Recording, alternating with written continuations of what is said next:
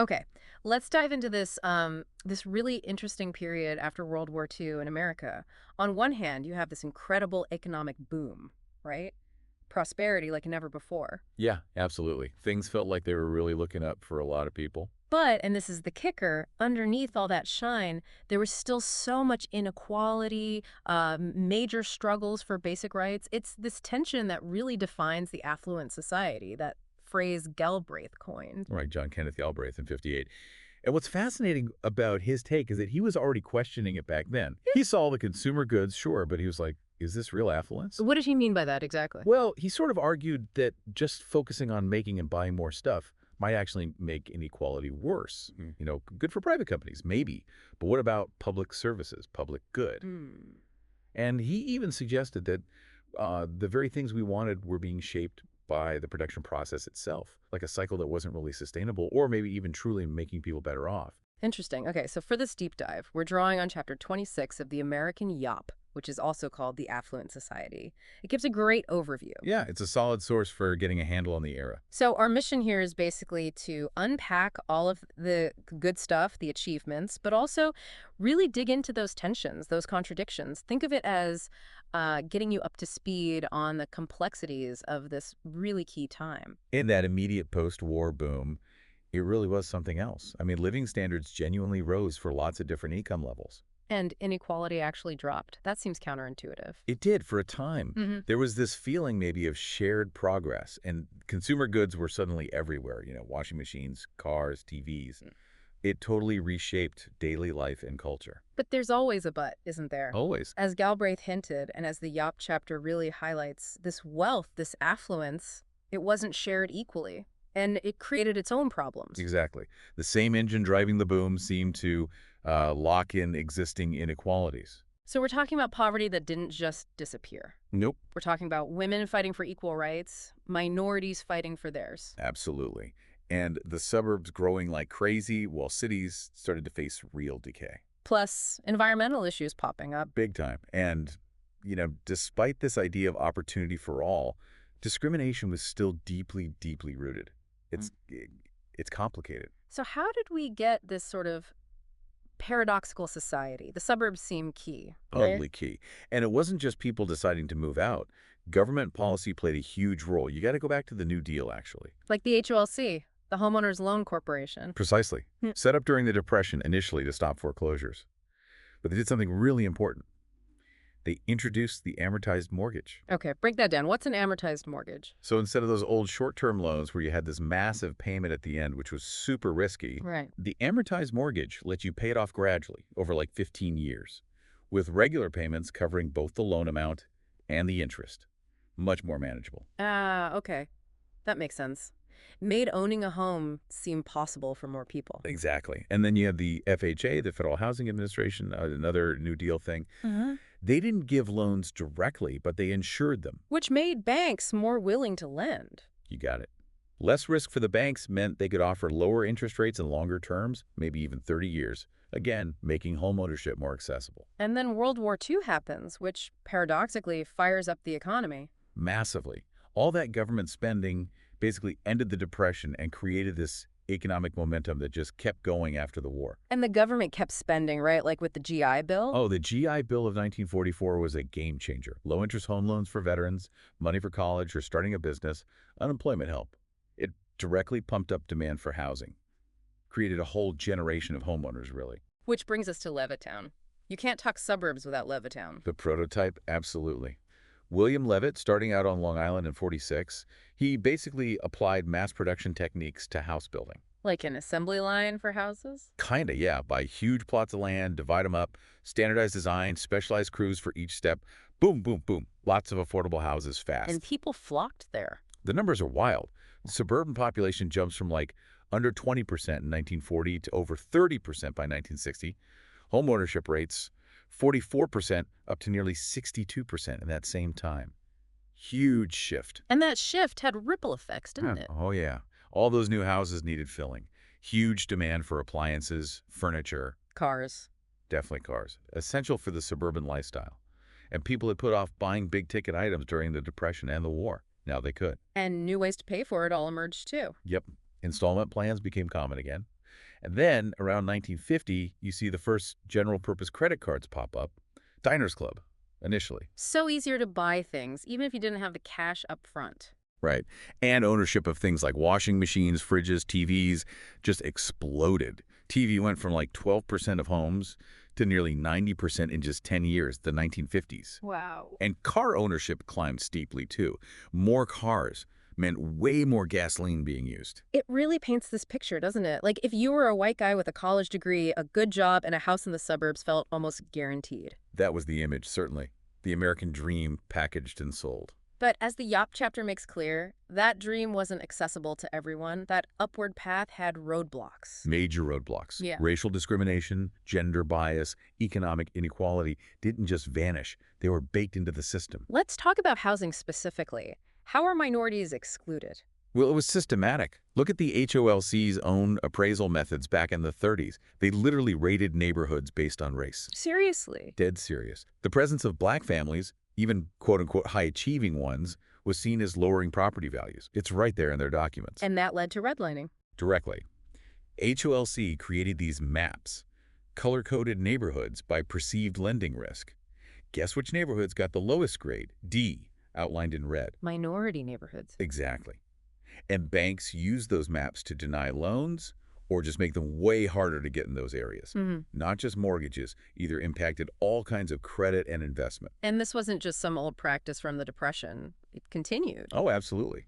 The FHA and the VA, the Veterans Administration, handling those GI Bill loans, they adopted essentially the same redlining practices. So the very programs designed to help people buy homes were actively preventing minorities from doing so in many areas. Precisely. They wouldn't insure mortgages in redlined areas. It blocked access to homeownership and even made it hard to get loans for home improvements. Segregation wasn't just social custom, it was government-enforced policy. And private developers, too, like Levitt. Levitt explicitly refused to sell homes in Levittown to non-white families initially. It was blatant. It's just staggering how policies aimed at prosperity could simultaneously deepen segregation. It is. And it obviously fueled the civil rights movement. Getting fair housing became a huge focus. There was that Supreme Court case, Shelley v. Kramer. Yeah, 1948. The court said racially restrictive covenants, those agreements not to sell property to certain races, couldn't be legally enforced by courts. That was a big deal, legally. But it didn't stop discrimination on the ground. Not by a long shot. Discrimination found other ways to persist through real estate agents, lenders, intimidation. And this suburban boom had other costs too, right? Environmental ones. Definitely. All that sprawling development ate up land, wetlands, forests, farmland, just paved over. The source mentions huge amounts of land being converted every year. Yeah, and the building itself often wasn't very sustainable. Speed and low cost were the priorities, not necessarily insulation or efficient design. Problems with septic tanks too. Oh, yeah. And some of those early, rapidly built suburbs, septic systems weren't always done properly, leading to groundwater contamination. You had stories of kids playing near polluted streams. So even back then, people were noticing the downsides, like Rachel Carson. Well, Silent Spring came out in '62, which was a bombshell focusing on pesticides. But the YOP source suggests that even before Carson's book, there was a growing unease about pollution and environmental damage from this rapid development. People were receptive to her message. But did it change the fundamental desire for that suburban lifestyle? The car, the single-family home? Not really, not fundamentally, according to the source. That ideal remained pretty powerful, even with the growing awareness of the costs. Okay, let's shift gears a bit. Another huge battleground in this era was education. Segregated schools. Right. The old separate but equal idea from Plessy v. Ferguson back in 1896. But it was never really equal, was it? Especially in the South. Not even close. Black schools were chronically underfunded, overcrowded, lacked basic resources compared to white schools. Textbooks, facilities, teachers pay huge disparities. And the NAACP was crucial in fighting this. Absolutely central. They waged this long strategic legal campaign chipping away at segregation. It all led up to the big one. Brown v. Board of Education. May 17th, 1954. A landmark day. Truly a landmark. A unanimous 9-0 decision from the Supreme Court. They declared flat out that separate educational facilities are inherently unequal. overturned Plessy in the context of public education. It wasn't just one case, though, right? Brown was a combination. Exactly. It consolidated 5 cases from different states. Hmm. One of them, Briggs v. Elliott from South Carolina, really hammered home the money How difference. bad was it? In the early 50s, South Carolina was spending something like $179 per white student versus only $43 per black student. Just stark. And the buildings reflected that. But the Brown ruling itself focused less on the money and more on the psychology. Yeah, that's interesting. While Briggs highlighted the material inequality, the arguments in Brown and the court's decision leaned heavily on the idea that segregation itself caused harm, psychological harm. And they used social science, the doll tests. Right, the famous Clark doll experiments. Kenneth and Mamie Clark. They showed black children dolls, one white, one black, and asked questions. The kids often preferred the white doll, saw it as good or nice. Wow. The Clarks argued this showed how segregation damaged black children's self-esteem, made them feel inferior. And the NAACP presented this evidence to the court. So a huge legal victory, but then implementing it, that was another Oh story. yeah, huge resistance. The court followed up in 1955 with Brown II, which basically said desegregation should happen with all deliberate speed. With all deliberate speed. Sounds vague. Extremely vague, Yeah. and segregationists in the South seized on that ambiguity. Deliberate often meant incredibly slow or finding ways around it entirely. Massive resistance, they called it. School closures, pupil placement laws. So Brown didn't immediately integrate schools overnight. Far from it. Real, widespread desegregation didn't start happening until much later. You really needed the 1964 Civil Rights Act. How did that help? It had teeth. It allowed the federal government to withhold funding from school districts that kept discriminating. Money talks. And even then, more court cases were needed. Yeah, cases like Green v. New Kent County in '68 and Alexander v. Holmes in '69 basically shut down evasion tactics like freedom of choice plans that didn't actually produce integration. They demanded results. What did the numbers show about how slow it was? Well, get this. In 1968, 14 years after Brown, something like 80% of black kids in the South were still in mostly segregated schools. 14 years. Yeah. But then, with the Civil Rights Act and those later court rulings, things changed faster. By '72, that number dropped to around 25%. A majority were actually in majority white schools by then. That's a dramatic shift in just a few years. It really was. Ironically, for a while, Southern schools actually became some of the most integrated in the country statistically. So Brown's legacy, it wasn't immediate change, but it was foundational. Absolutely. It provided the constitutional backing, the moral high ground for the movement. It declared segregation wrong at the highest level, even if making that real took years more struggle. It was a catalyst. And that struggle went way beyond schools, obviously. Jim Crow infected everything. Every part of life, especially in the South. Yeah. But World War II had changed things. Expectations were higher among African Americans. Remember the Double V campaign? Victory over fascism abroad, victory over racism at home. Right. So when the post-war boom didn't deliver equality, People mobilized. And the 1950s, which sometimes get overlooked before the big marches of the 60s, were actually incredibly important. like Sarah Keyes challenging bus segregation. Yeah, Sarah Keys Evans. In 1953, before Rosa Parks, she refused to give up her seat on an interstate bus. It led to a ruling in '55 by the Interstate Commerce Commission, Keys v. Carolina Coach Company. What did it rule? It basically said separate but equal was illegal on interstate buses. Enforcement was weak at first, but it set a precedent the Freedom Riders would later build on. But the 50s also saw horrific violence. Emmett Till. God, yes. Emmett Till, summer of '55. 14 years old, visiting Mississippi from Chicago.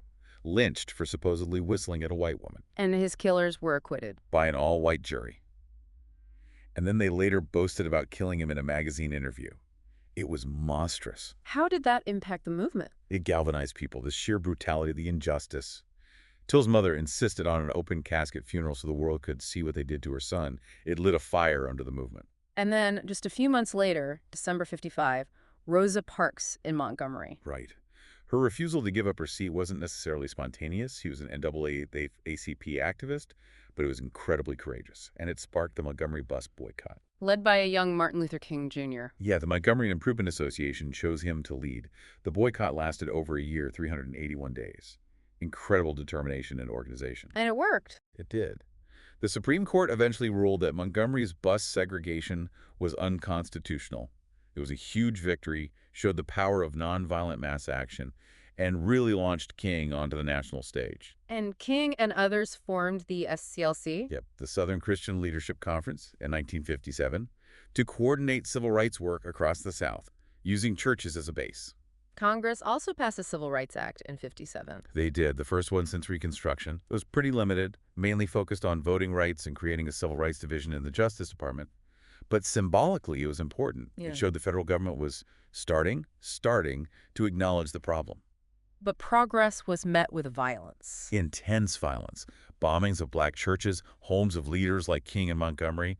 The resistance was fierce and dangerous. So the 50s, definitely not just quiet conformity. It was a decade of real struggle, laying the groundwork. Absolutely. Progress, setbacks, incredible courage, and immense challenges. A really pivotal time. Okay, let's switch focus again to culture. How did this affluent society, this consumer economy, change how people lived, thought, saw themselves, especially thinking about gender and new tech like TV? TV was revolutionary. It exploded after commercial broadcast started in the late 40s. You mentioned the ownership stats earlier. Almost 90% by the late 50s, people were watching hours a day. Yeah, and the big radio networks, NBC, CBS, ABC, quickly dominated television too.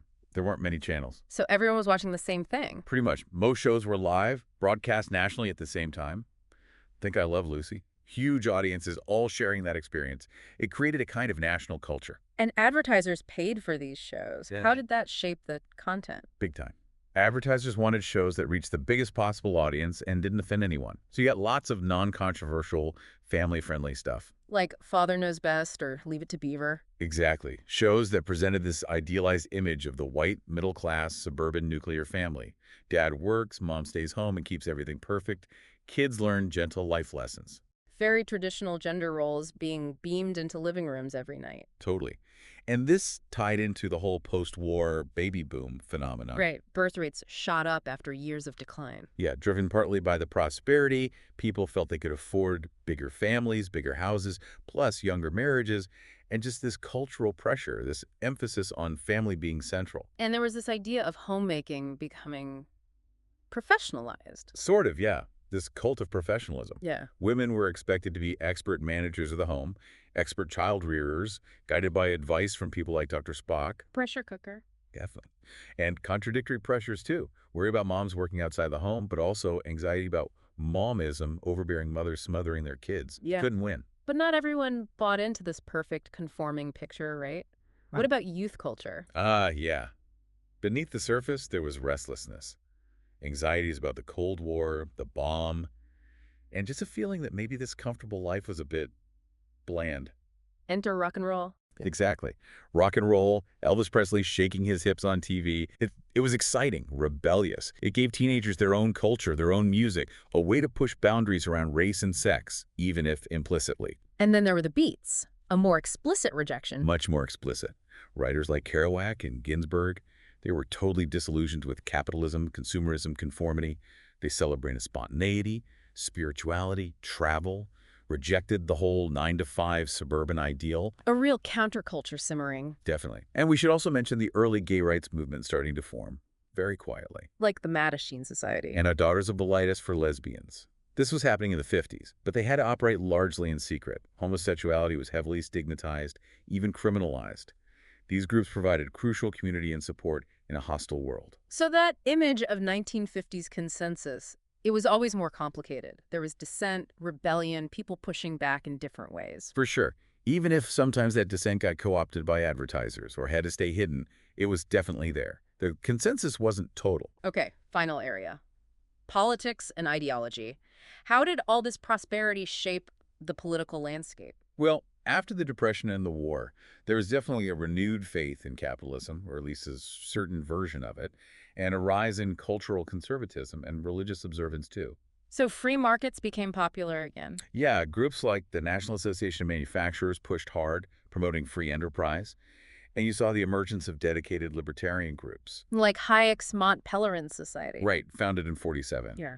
And Leonard Read's Foundation for Economic Education. They championed individual liberty, property rights, limited government.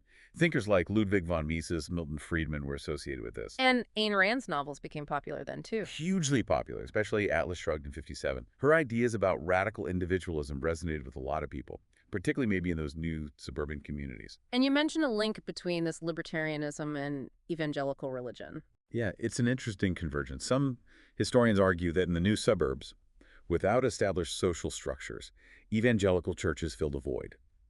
They often promoted both socially conservative views and this kind of economic individualism.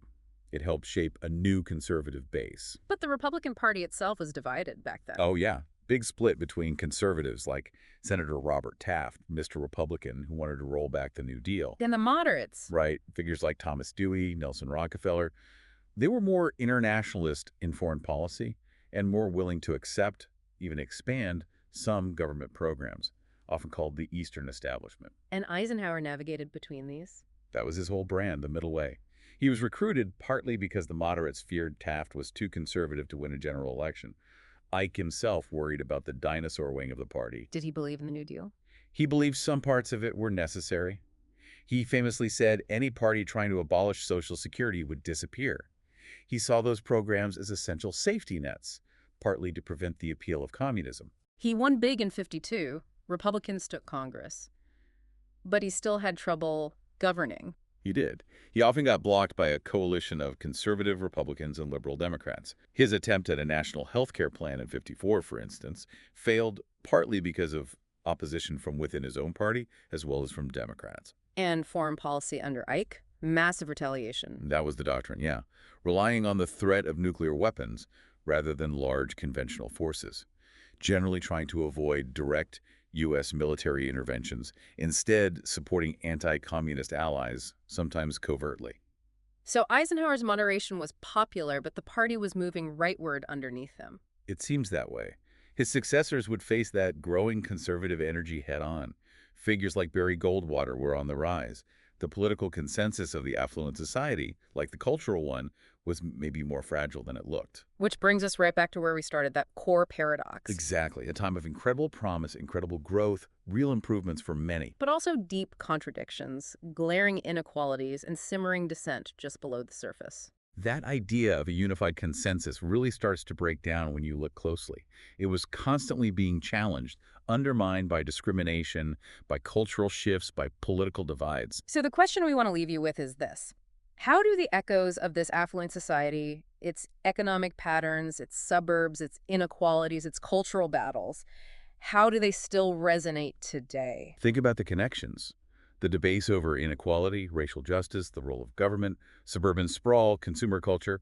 A lot of the roots are right here in this period we've been discussing. Something to definitely mull over. It's a history that feels very much alive.